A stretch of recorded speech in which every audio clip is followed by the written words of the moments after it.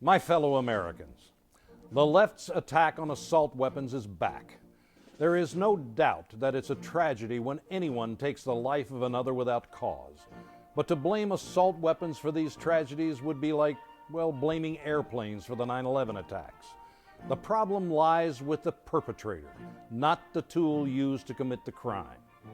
The left is now screaming from the rooftops that there is no good reason for any American to own an assault weapon, that they're not good weapons for defense or for hunting. Frankly, they're missing the point. Take it from my philosophical guru and life coach, Ice-T. You know, the right to bear arms is because that's the last form of defense against tyranny. That's why fellow rapper Ice-T and I are in poppin' lockstep on gun control regardless of any East Coast, West Coast rap rivalry. Well, if the advice of a couple of aging rappers isn't enough for you, how about these reasons? Number one, the Constitution. The libs are already saying Chuck's off his meds again and he's back talking about that old outdated historical document, the Constitution. Doesn't he get it that it doesn't apply today? Sorry to break it to you, but as of right now, the Constitution is still the law of the land. And since we are a nation of laws, not men, we need to follow it carefully. Number two, the Second Amendment allows for assault weapons. The left argues that the Founding Fathers didn't even know what an assault weapon was. As usual, this argument's wrong again. To say that the Constitution limits the kinds of guns we can own would be like saying it also limits the kinds of religion people can practice. How would it be if some people thought you could practice Catholicism, but not Scientology? Our Founding Fathers wanted every citizen to be armed equal to the army in case of takeover by a tyrannical government. They wanted us to have protection from them. How would things have been different in Nazi Germany had the people been armed? Think about the protesters that have been killed by their own government in Iran. An armed society would not have that problem. Number three, assault weapons act as a deterrent against foreign invasion. During World War II, the Emperor of Japan instructed his commanders to plan an invasion of America.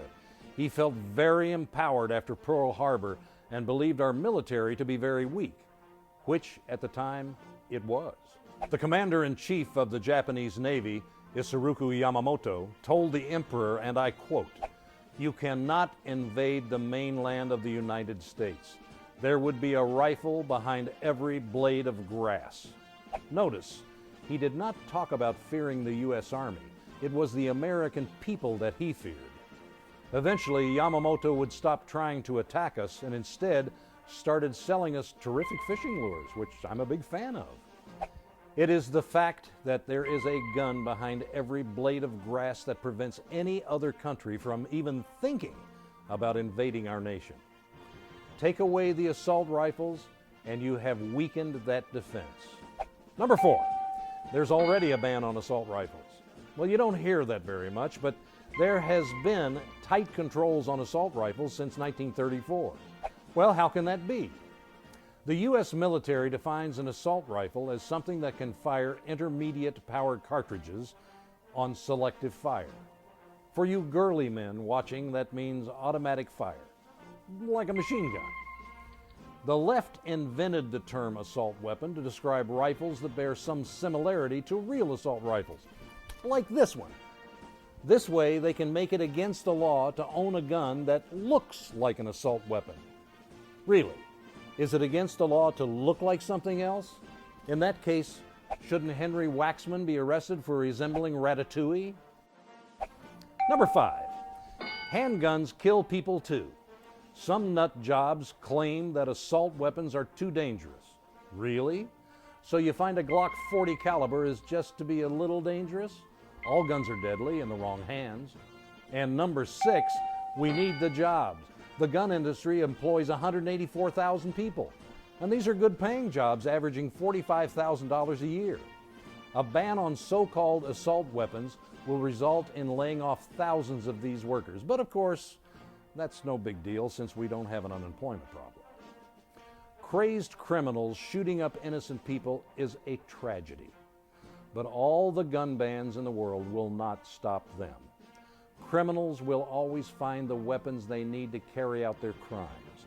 The only people that will be going unarmed are the law-abiding citizens like you and me. When you hear people talk about banning assault weapons, know that the real assault weapon is the liberal media. They are attacking your constitutional rights. It's a slippery slope. First it will be assault weapons, then ammunition, then handguns, and on and on and on. I'm Chuck Woolery, trying to save the Constitution, one amendment at a time.